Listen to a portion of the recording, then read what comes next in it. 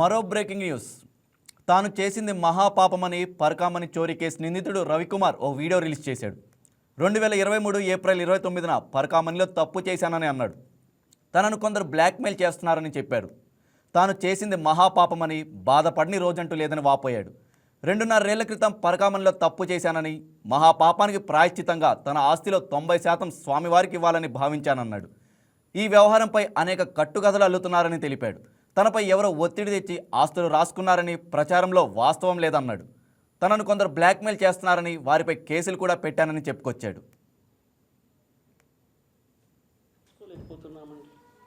దీన్ని పై న్యాయస్థానం వారు నేను పెద్దజీయర్ స్వామి మఠంలో కొంతకాలంగా గుమాస్తాగా పనిచేస్తున్నాను. అలాగే కేబుల్ బిజినెస్ ఉంది, రియల్ ఎస్టేట్ వ్యాపారం కూడా చేసుకుంటూ ఉన్నాను.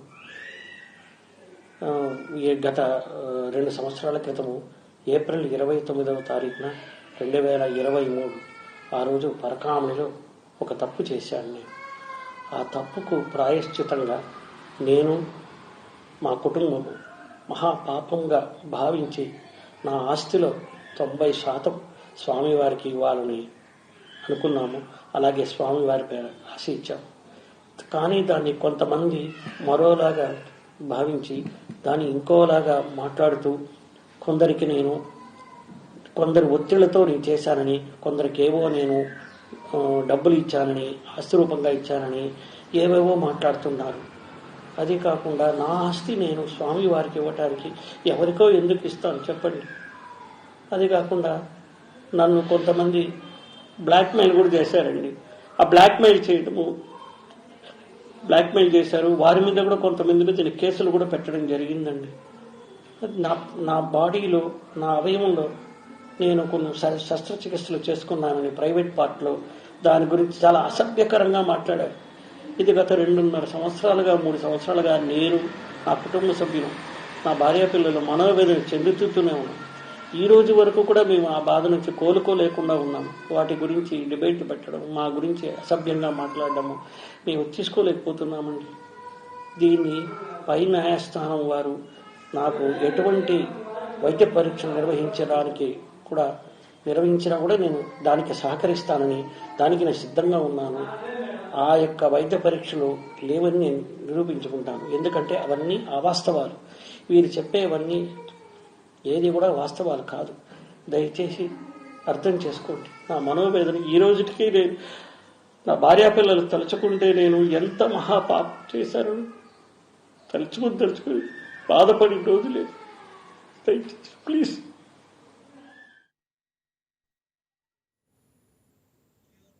ఇక దీనిపై మరింత సమాచారం మా స్పెషల్ కరెస్పాండెంట్ సెల్వం అందిస్తారు. Right, good morning Selvam. తాను చేసింది మహాపాపం అంటూ పరకామణి చోరీ కేసు నిందితుడు రవికుమార్ ఒక వీడియో రిలీజ్ చేశారు. దానికి సంబంధించిన అప్డేట్స్ ఏంటి?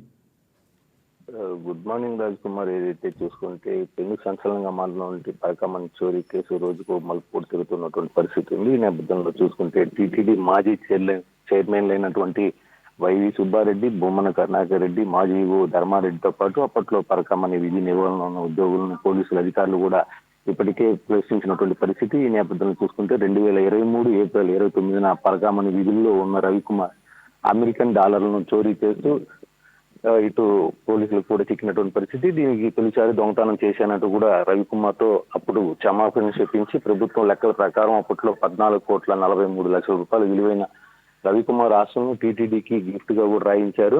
2023 జూన్ 19న తీర్మానం చేసి ఆ తర్వాత 3 నెలలకే ఈ కేసును కూడా రాజీ కుదిర్చారు. చోరీ కేసు ప్రైవేట్ లో రాజీ చేయడంతో పాటు అప్పటి నుంచి ఈ రచ్చ నడుస్తుందని మనం ప్రధానంగా చెప్పుకోవాలి. పరకామణి కేసు వెనుకున్న మొదలబు ఏంటి, దానిపైన దర్యాప్తు జరిపిన కూడా సిఐడి కోర్టు కూడా ఈ నేపథ్యంలోనే తాజాగా కూడా నివేదిక ఇచ్చింది. దీనికి సంబంధించి నిన్నటి రోజున అంటే శుక్రవారం రోజున కూడా దీనికి తుది వెడుపు అంటే దీనికి సంబంధించి హైకోర్టు కూడా తీర్పు వెల్లడించాలన్న పరిస్థితుల్లో మరోసారి కూడా ఈ కేసును సోమవారానికి కూడా వాయిదా వేస్తూ ఇటు సిఐడి కోర్టు కూడా తీర్పు ఇచ్చినటువంటి పరిస్థితి. ఈ నేపథ్యంలో చూసుకుంటే తాజాగా రవికుమార్ కూడా ఒక వీడియోని సంచలనంగా బయటపెట్టినటువంటి పరిస్థితి. దానికి సమాధానం కూడా ఆయన చెప్తూ తాను తిరుమలలో స్వామివారి సన్నిధిలో మహాపాపం చేశానంటూ దీనికి సంబంధించి చూసుకుంటే అందుకు ప్రాయశ్చిత్తంగా 90% మేరకు తన ఆస్తుల్ని స్వామివారికి విరాళంగా కూడా రాసిచ్చానని, అదేవిధంగా తన మీద కొంతమంది అనవసరమైన ఆరోపణలు చేస్తున్నారని, నేను ఈ దొంగతనమే కాదు ఇతర వ్యాపారాలు రియల్ ఎస్టేట్ కూడా చేశానని,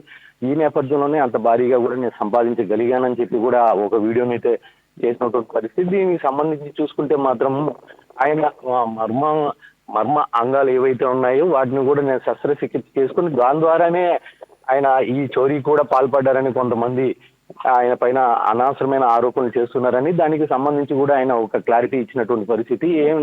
దేనికైనా కూడా ఏ శస్త్రచికిత్సకైనా కూడా తాను సిద్ధమని చెప్పి, దీనికి సంబంధించి కూడా కోర్టులో కూడా ఖచ్చితంగా నేను విషయాన్ని తెలియజేస్తానని, దీనికి సంబంధించి కోర్టు ఏ విధంగా ఆ శిక్ష ఇస్తే ఆ శిక్షను అనుభవించడానికి కూడా తను సిద్ధంగా ఉన్నానని, కాకపోతే అనవసరమైన ఆరోపణలు ఎవరు చేయొద్దని చెప్పి కూడా ఆయన రిక్వెస్ట్ చేస్తూ ఒక వీడియో బ్లాక్మెయిల్ చేస్తున్నారని అంటున్నాడు. దానికి సంబంధించిన ఏంటి అప్డేట్స్?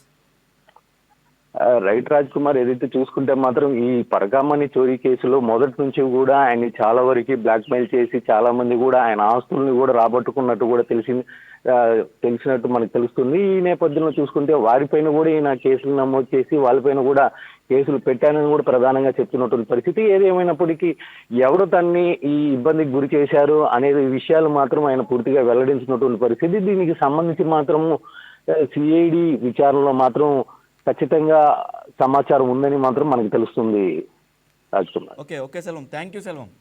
హాయ్ వ్యూయర్స్, ఈ వీడియో మీకు నచ్చినట్లయితే లైక్ కొట్టి షేర్ చేసి వైకే టీవీని సబ్స్క్రైబ్ చేసుకోండి.